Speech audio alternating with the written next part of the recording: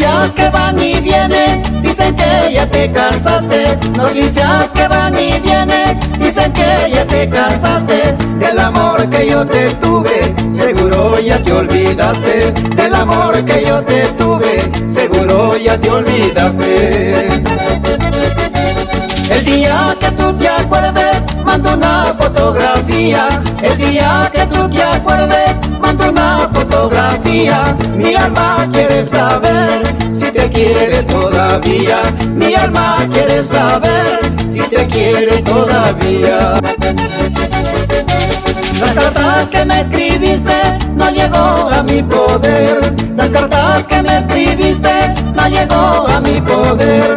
Fueron pasando los años, yo no sabía qué hacer. Fueron pasando los años, yo no sabía qué hacer. Con el tiempo y la distancia, nuestro amor se terminó. Con el tiempo y la distancia, nuestro amor se terminó. Las promesas que hicimos, en nada ya se quedó. Las promesas que hicimos, en nada ya se quedó.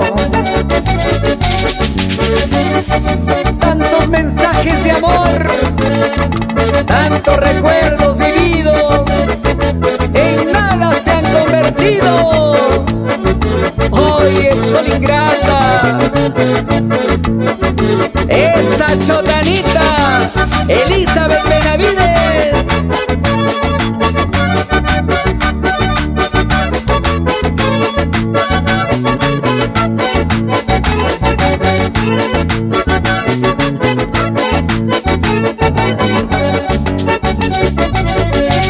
Noticias que van y vienen, dicen que ya te casaste. Noticias que van y vienen, dicen que ya te casaste. Del amor que yo te tuve, seguro ya te olvidaste. Del amor que yo te tuve, seguro ya te olvidaste. El día que tú te acuerdes, mando una fotografía. El día que tú te acuerdes, mando una fotografía. Mi alma quiere saber si te quiere todavía. Mi alma quiere saber si te quiere todavía. ¿Para qué vivir llorando? ¿Para qué vivir sufriendo? El amor a la distancia nunca termina en ganancia. ¿Para qué vivir llorando? ¿Para qué vivir sufriendo? El amor a la distancia nunca termina en ganancia. Y ya lo dice, amor de lejos, felices los cuatro. Bailes, Connie y el señor Fernando Cotrina en Totoracocha.